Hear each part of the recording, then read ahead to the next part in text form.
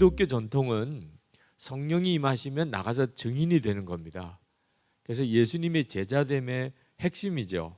마가복음 3장 13절부터 보면 예수님께서 제자를 부르시는 이유 세 가지가 나오는데, 주님과 함께 있게 하고 보내서 전도도 하고 세 번째 귀신을 내어 쫓는 권능도 있게 하려 함이라. 이 세 가지가 예수님의 제자됨의 세 기둥입니다. 주님과 함께 하고 전도도 하고 귀신 내어 쫓는 권능도 있는. 이 예수님의 제자됨의 세 기둥 중에 하나가 전도하는 거거든요. 그러니까 제자 훈련 제대로 되었으면 전도자가 되어야 됩니다. 그래서 가정 단원을 빼고 이 전도 단원을 넣었어요. 그만큼 이건 제자 훈련의 핵심에 해당되니까. 가정 단원을 뺀 것을 예수님과 함께 죽고 예수님으로 사는 가정이라고 하는 따로 가정 단원 제자 훈련 과정을 하나 따로 책으로 냈습니다. 혹시 여러분들이 이 12주 과정이 예수님의 사람 과정을 바로 시작하기 조금 부담스러우면 그 가정 단원 제자 훈련 5주 과정을 먼저 해보셔도 이 말씀 공부하는 재미를 교우들이 아마 놀랍게 느끼게 될 거예요. 추천하기는 제자 훈련 과정 끝내고 가정 단원 제자 과정을 또 한 번 더 하시는 것이 가장 좋습니다만, 먼저 하셔도 좋다고 생각이 들어요. 왜? 성도들에게서는 가장 실제적인 문제니까요. 이 가정 단원을 빼면서까지 전도 과정을 마지막에 넣어야 했습니다. 이거는 제자 훈련 자체가 완성되어야 하는 중요한 단원이니까 그랬습니다. 제자 훈련 단원 자체가 전도 훈련은 아니기 때문에 그저 한 주 한 단원으로만 끝내야 하기 때문에 좀 아쉬움이 있습니다. 전도 훈련은 아니니까. 이 제자 훈련 12단원에서 가장 중요한 초점은 전도가 어려운 거다라고 하는 생각을 바꿔주는 겁니다. 전도가 절대로 어려운 게 아닙니다. 그런데 사람들은 전도가 어렵다고 생각합니다. 실제로 전도가 어렵다고 생각하니까 전도를 실제로 안 해요. 그래서 억지로라도 교인들을 전도하게 하고 전도 훈련을 시키는 일은 대단히 중요합니다. 그건 양보할 수 있는 문제가 아니에요. 힘들어 한다고 안 해도 되고 어렵다고 그래서 안 해도 되는 건 아니에요. 그리고 억지로라도 전도 현장에 나가면 은혜를 받는 것도 사실입니다. 처음에는 힘들게 나갔고 부담스럽게 나갔지만 나가 보니까 은혜를 경험하는. 그건 예수님께서 누가복음 10장 3절부터 쭉 하신 말씀에도 나옵니다. 예수님이 그 제자들을 둘씩 전도를 하러 보내면서 어린 양을 이리 가운데 보낸 것 같다 그러셨거든요. 그 전도가 그렇게 어렵다는 뜻이죠. 어린 양을 이리 가운데 어떻게 보내요? 그런데 우리 주님은 그렇게 보냈는데 그들이 돌아와서 누가복음 10장 17절부터 읽어보면 기뻐하며 돌아왔어요. 그 70인 전도인들이.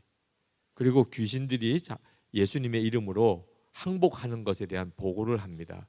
그러니까 우리 주님이 같이 기뻐하셨지만 너무 흥분해서 오히려 주님이 절제를 지켜야 될 정도로, 그것보다도 너희들의 이름이 하늘에 기록된 것으로 기뻐하라, 이렇게 좀 절제를 지켜야 될 정도로 실제로 이렇게 전도 현장에 억지로라도 나가면 은혜 받는 이들이 있습니다.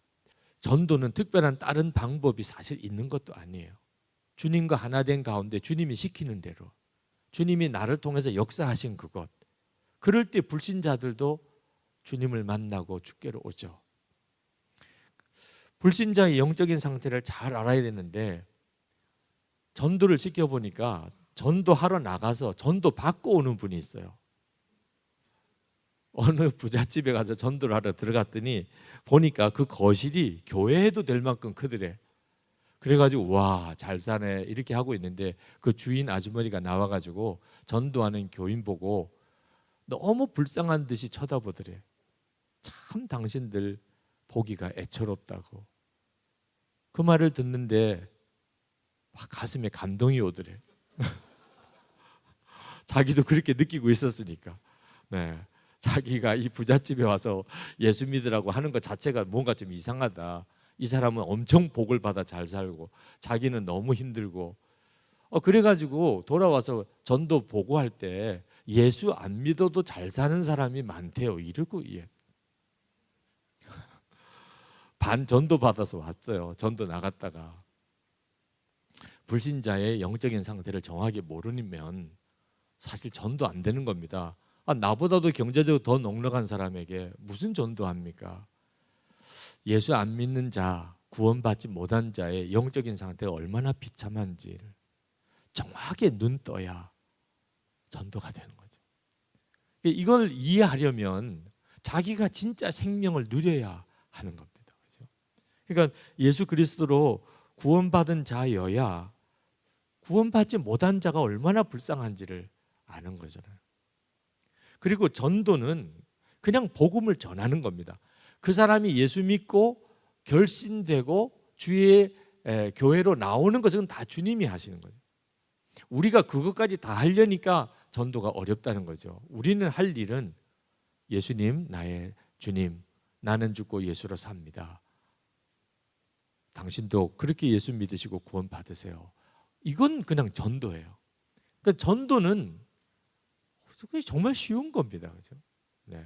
내가 믿는 예수님 증거하는 거. 결실되는 일은 하나님이 하신 거예요. 이 사실을 정확하게 알면 돼요. 그 대신에 주님이 그 영혼을 구원하시려고 해도 복음을 전하는 자가 없으면 주님이 어떻게 그 일을 하시겠냐고. 로마서 10장 13절에 15절. 가서 전하는 자가 없으면 누가 그 영혼을 구원하겠냐. 그래서 저희 교회에서는 제자 훈련이 끝나고 나면 이 복음을 전하는 훈련을 시켜드립니다. 처음에는 불신자에게 보다도 교회 처음 오는 사람에게 새가족 양육에 이걸 적용을 해요. 그래서 제자 훈련이 끝나고 나면 바로 그 사람이 교회에서 새가족들을 1대1로 양육을 하게 합니다. 그게 이제 저희 교회가 하는 새가족 양육, 우리 오늘 오전에 강의 들으신 거. 그러니까 제자 훈련 끝난 분이 바로 이제 복음을 전하는 훈련을 시키려고 그 일을 하는데, 우리 교회 전체 제자 훈련의 가장 중요한 시작이기도 하고요, 전도 훈련이기도 합니다.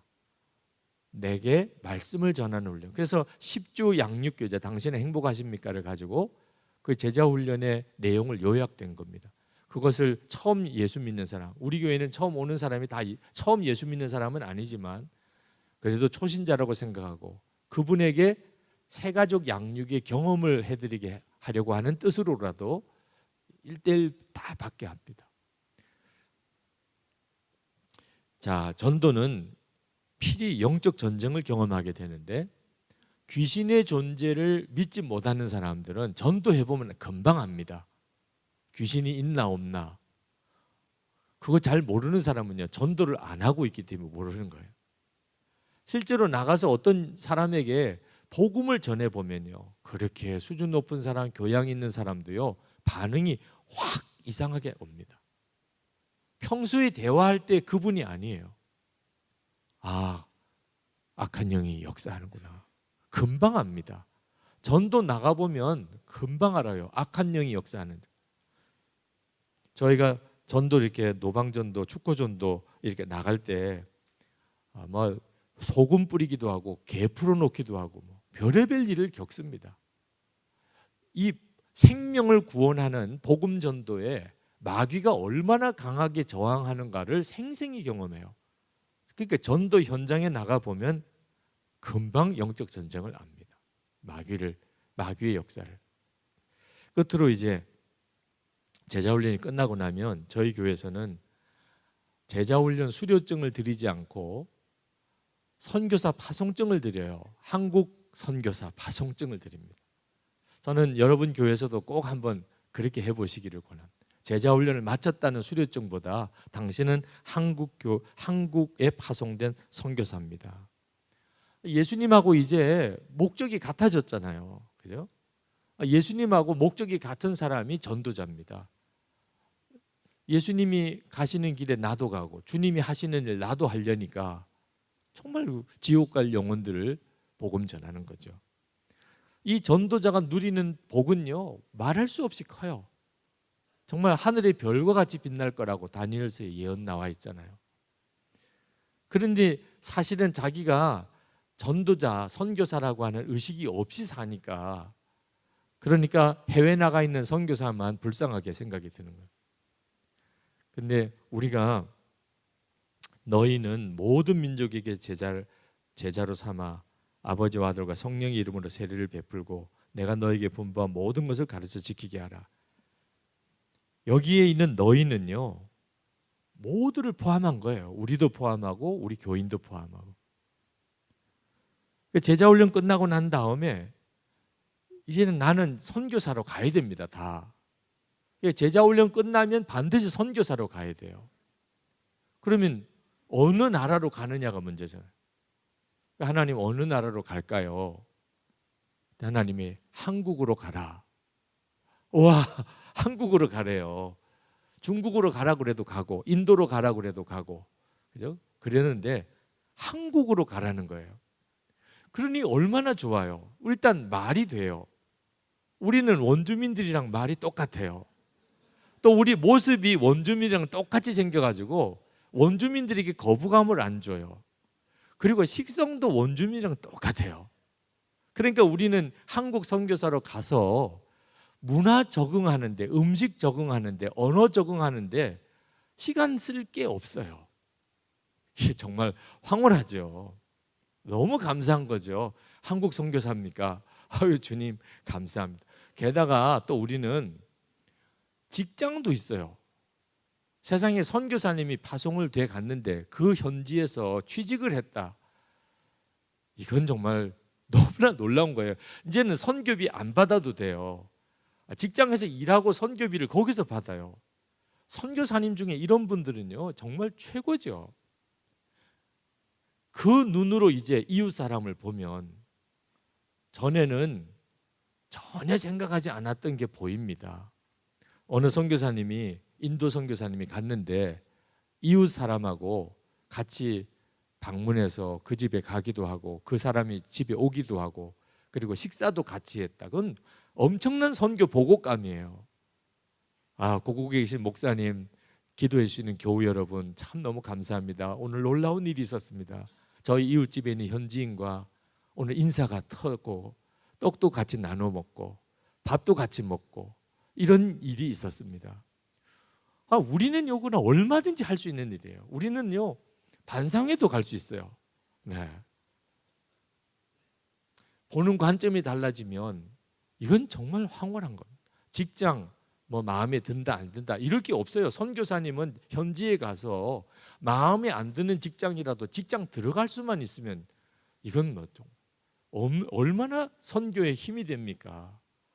얼마라도 하여튼 현지에서 돈을 받을 수 있다면 고국에서 선교비 때문에 힘들어할 때 저에게 선교비 안 보내도 됩니다. 그래도 되잖아요. 그리고 직장이 뭐 좋고 나쁜 걸 떠나서 일단 현지인을 만날 수 있다는 게 너무 감사하잖아요. 선교사님이면 안 그러겠습니까? 그러니까 우리 교인들이 내가 한국 선교사라고 생각하면 지금 우리가 처해져 있는 모든 상황이 너무 감사한 거예요. 목사님들도 한국으로 파송된 선교사님이십니다. 만약에 하나님이 북한으로 가라고 그랬으면 가야죠. 가라고 그랬으면 가서 그냥 들어가자마자 붙잡혀가지고 노동교화소에 가게 되겠지만 가라고 그러면 가야 되잖아요. 그런데 한국에 파송을 받았어요. 자, 내 교회 현장이 어려워요. 북한에 가란 것보다는 그래도 훨씬 낫죠. 사실 보는 눈이 달라지면요. 내가 어느 선교사로 가라고 주님이 말씀하셨는데 한국으로 왔어요. 언어도 돼요.